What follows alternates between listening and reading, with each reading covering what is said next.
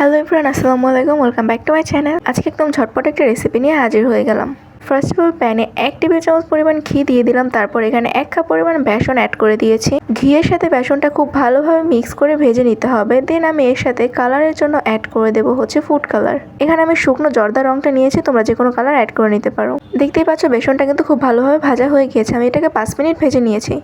এরপর এর মধ্যে আমি 2 টেবিল চামচ পরিমাণ গুঁড়া দুধ দিয়ে দিলাম।